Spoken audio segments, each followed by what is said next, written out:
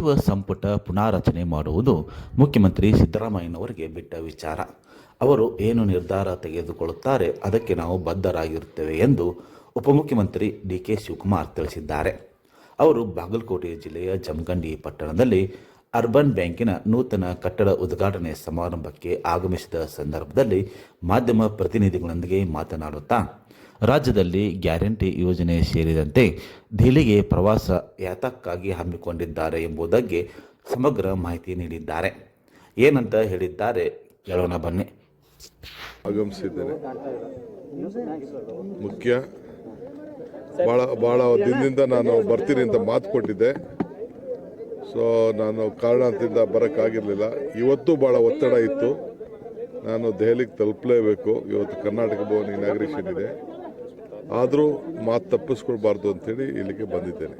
Sir, Ugadi ಬಳಿಕ ಮೊದಲ ಬಾರಿಗೆ ದೆಹಲಿ ಏನಾದರೂ ಖುಷಿ? ನೋಡ್ರಿ, ದೆಹಲಿಗೆ ಕರ್ನಾಟಕ ಭವನ ಇನಾಗ್ರೇಷನ್ ಇದೆ. ಅನೇಕ ಕೇಂದ್ರ ಸಚಿವರುಗಳನ್ನ ನಮ್ಮ ರಾಜನಾಥ್ ಸಿಂಗ್ ಅವ್ರಿಗೆ ಟೈಮ್ ಕೇಳಿದ್ದೀನಿ. ಬೇರೆ ಎಲ್ಲ ಕೆಲವರೆಲ್ಲ ಕೇಳಿದ್ದೀವಿ. ಆಮೇಲೆ ಪಕ್ಷದ ಕೆಲವು ಅನೇಕ ವಿಚಾರಗಳು ನಮ್ಮ ವಿಧಾನ ಪರಿಷತ್ ಸದಸ್ಯರು ನಾಮಕರಣ ಮಾಡೋಂಥದ್ದೆಲ್ಲ ಇದೆ. ಅವೆಲ್ಲ ಕೂತ್ಕೊಂಡು ಚರ್ಚೆಯನ್ನು ಮಾಡಬೇಕಾಗಿದೆ. ಅದಕ್ಕೆ ಹೋಗ್ತಾ ಇದ್ದೀವಿ. ಈ 4 ಸ್ಥಾನಗಳಿಗೆ MLC ಸ್ಥಾನ ಖಾಲಿ ಇರುವಂಥ MLC ಸ್ಥಾನಗಳನ್ನು ಖಂಡಿತ ಭಾಳ ದಿನ ವೇಕೆಂಟ್ ಇತ್ತು. ಮುಖ್ಯಮಂತ್ರಿಗಳು ಅಲ್ಲಿ ಹೋಗೋಕ್ಕಾಗಿರಲಿಲ್ಲ.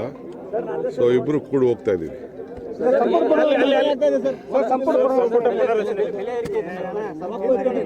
ಸಂಪುಟ ಪುನರ್ರಚನೆ ಎಲ್ಲ ಮುಖ್ಯಮಂತ್ರಿ ಬಿಟ್ಟದಂತ ವಿಚಾರ.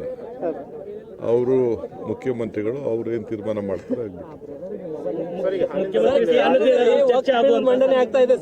ಹಾಲನ್ ದರ ರೈತರು ಬದುಕಬೇಕೋ ಬೇಡವೋ?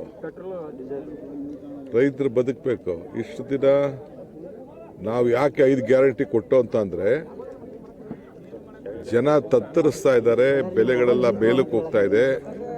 ಅವ್ರನ್ನ ಬದುಕಿಸ್ಬೇಕು ಅಂತಾನೆ 5 ಗ್ಯಾರಂಟಿಗಳನ್ನ ನಾವು ಕೊಟ್ಟಿದ್ದು. ಸರ್, ಇವತ್ತು ವಕ್ಫ್ ಬಿಲ್ ಮಂಡನೆ ಆಗ್ತಾ ಇದೆ ಸರ್. ಕೇಂದ್ರ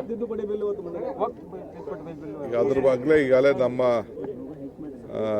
ಏನು ವ್ಯಕ್ತಪಡಿಸಬೇಕು ನಮ್ಮ ಪಕ್ಷ ರಾಷ್ಟ್ರ ಮಟ್ಟದಲ್ಲಿ ಈಗಾಗಲೇ ವ್ಯಕ್ತಪಡಿಸಿದೆ.